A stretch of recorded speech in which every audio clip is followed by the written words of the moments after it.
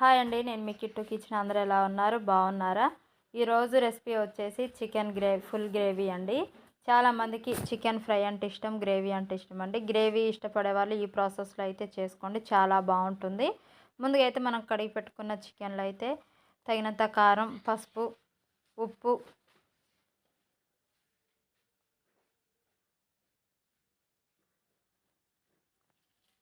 Chicken masala, 1 cup పెరుగు,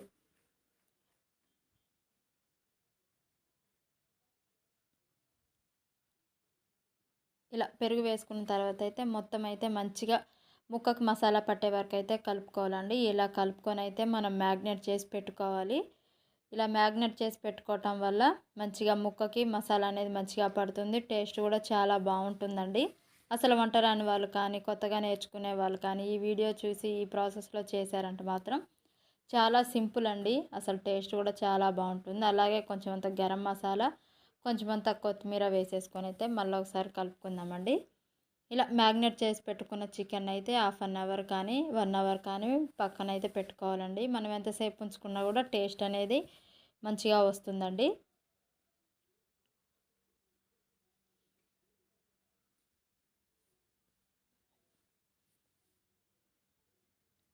ఇలా magnet చేసి పెట్టుకున్న తర్వాత ఇక మ్యాగ్నేట్ అయిన తర్వాత కడాయి అయితే పెట్టుకొని హోల్ బిర్యానీ మసాలాలు అయితే వేసేసుకుందామండి. అవి మంచిగా వేగిన తర్వాత మనం కట్ చేసి పెట్టుకున్న ఉల్లిపాయ ముక్కలను అయితే వేసుకుందామండి.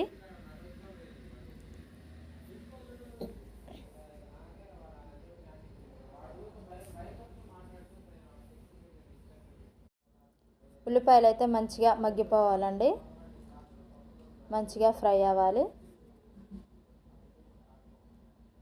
ఇలా ఫ్రై అయిపోయిన తర్వాత చిటికెడు అంతా వేసినట్టయితే పసుపు వేసుకుందామండి. ఎందుకంటే ఆల్రెడీ మనం చికెన్తో పాటు వేసుకున్నాం కాబట్టి ఎక్కువ వేసుకోవద్దండి, చేదవుతుంది.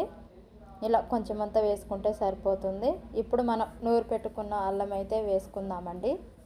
అల్లం అనేది ఇది పచ్చివాసన పోయేదాకా అయితే ఫ్రై చేసుకోవాలండి, లేకపోతే కూర అనేది టేస్ట్ రాదు. ఇలా అడుగు మాడకుండా అయితే మంచిగా కలుపుకోవాలండి.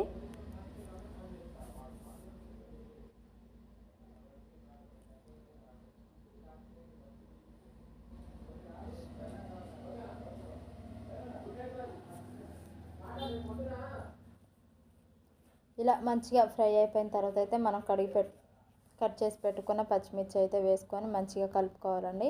ముందుగా పచ్చిమిర్చి వేయలేదండి, లాస్ట్లో వేస్తేనే దాని స్పైసెస్ అనేది మంచిగా పడుతుంది. మీరు కూడా ఇలానే చేయండి, బాగుంటుంది. మంచిగా ఇలా పచ్చిమిర్చి కూడా ఫ్రై అయిపోయిన తర్వాత మనం కడిగి పెట్టుకున్న కొత్తిమీరను కూడా వేసేసుకుందామండి. వేసుకొని మళ్ళీ ఒకసారి అడుగంటకుండా కలుపుతూనే ఉండాలండి, అడుగు మాడకూడదు. అడుగు మాడితే టేస్ట్ అనేది పోతుందండి. ఇప్పుడు ఇవన్నీ మంచిగా ఫ్రై అయిపోయిన తర్వాత మనం ముందుగా మ్యాగ్నేట్ చేసి పెట్టుకున్న చికెన్ అయితే వేసి ఇలా కలుపుకుందామండి. అసలు చాలా బాగుంటుందండి. ఈ ప్రాసెస్లో అయితే మీరు కూడా ట్రై చేయండి.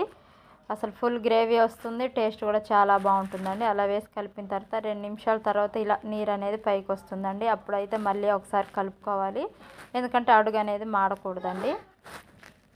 ఇలా కొంచెం ఉడికిన తర్వాత మనం మళ్ళీ గరం మసాలా, చికెన్ మసాలా వేసుకొని అయితే మళ్ళీ ఒకసారి కలుపుకోవాలండి.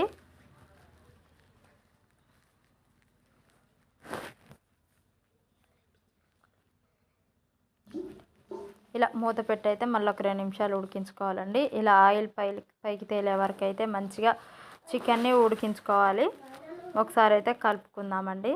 అసలు చాలా బాగుంటుంది. మీరు ట్రై చేసి టేస్ట్ ఎలా ఉందో మాకైతే కామెంట్ చేయండి ప్లీజ్. ఇప్పుడైతే మనం ఇక మొత్తం కర్రీ అయితే ఉడికిపోయిందండి, చాలా త్వరగా కూడా ఉడికిపోతుంది. హడావిడి కూడా ఏముండదండి, మీరు కూడా ఇలానే చేయండి. ఇక మనం కడిగి పెట్టుకుని కొత్తిమీర కూడా వేసేసుకొని ఇలా ఒక 2 నిమిషాలు అయితే ఉడికించుకుందామండి మూత పెట్టి. చూసారు కదండి, చాలా సింపుల్. ఎక్కువ ఇంగ్రీడియంట్స్ ఏమీ కూడా లేవండి, తక్కువ ఇంగ్రీడియంట్స్తోనే చాలా సింపుల్గా అయితే ప్రిపేర్ అయిపోయింది. మీరు కూడా ట్రై